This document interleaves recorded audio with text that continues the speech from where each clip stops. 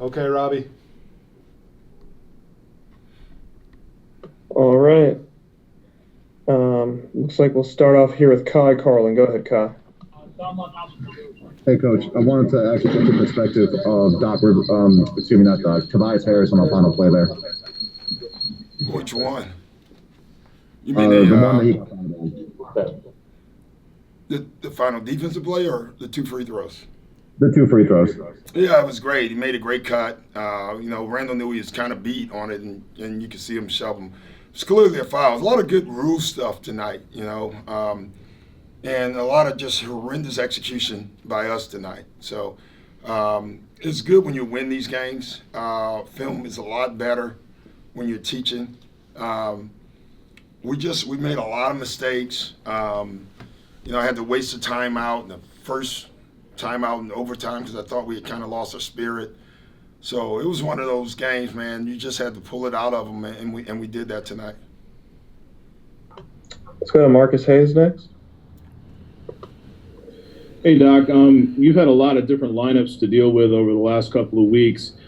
Has there been one sort of common challenge, and how have you and your staff met that challenge? You've been relatively successful without two of your better players, and with guys in and out of the lineup.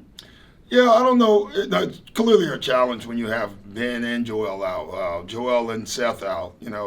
Ben, Seth, and Joel out. And you're still winning games. I think our guys know what we want to do every night, how we want to play. I thought tonight we searched for individual matchups and went ISO way too much for who we are. And so I thought we kind of lost our formula during the game tonight. But we hung on to still win the game. But that's been the challenge. It's really challenging when you're human and a lot of guys are out.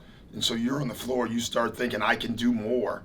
And we don't really want that. We just want you to play the way we play, and it all work out for itself. See quite a few hands. We'll start going pretty quickly here with Kyle Newbeck. Hey, Doc. So you went with the small group very briefly in overtime late there. Did you give any thought to playing that group together earlier in the game with the way they were? Yeah, we were going back and forth on it on the bench. Our concern was they were destroying us on the glass. And so that's what gave us a lot of pause. It was a great opportunity late because we were coming out of a timeout with an offensive possession, make or miss. We felt like we told them we didn't have a timeout anyway, so we were going to have to play fast. And playing fast with a small lineup and space in the floor would benefit us. Thanks, Doc. Let's go to Keith Pompey next. Hey, Doc, can you just talk about Danny Green's performance in that overtime? I know Tobias made those foul shots, but Danny put all right in there. Yeah, Danny saved the game for us. He was the only one, in my opinion, that kept his composure. Just we made mistakes. The game should have never gone in overtime, and let me just put it that way. And so you could feel our energy. It wasn't a good energy. Guys were down. They were mad. They thought they had blown the game. I kept telling them we're going into overtime. That means the game is tied. And Danny was the only one in the huddle. Guys, we're going to win the game. He just kept saying it. So he went out and did it. And Doc, I know this is probably something that's the furthest thing from your mind, but right now you guys are 30-13. That's the best record for 43 games the Sixers had since 2001. Just your thoughts on that? It was great. Listen, we had to have it if we want to have a great seating. So, when you factor in the amount of games that our key guys have missed, and to have that record, that's something the team should be very proud of, for sure. Thanks. Two more, Austin Krell, Sean Barnard. Go ahead, Austin. Hey, Doc. Kind of felt like down the stretch in regulation, the Knicks were doubling Tobias out of the post more. Did you kind of feel like with that lineup that included Ben and Thibault, there was a bit of a trade-off with the defensive side and the offensive side? Yeah, but it's not football. So we obviously didn't have a chance to sub back and forth. I thought our defense was more important. At that point, we had a lead to get stops. And honestly, Austin, our rotations in those traps were horrendous. Like they really were. No one moved, no one cut.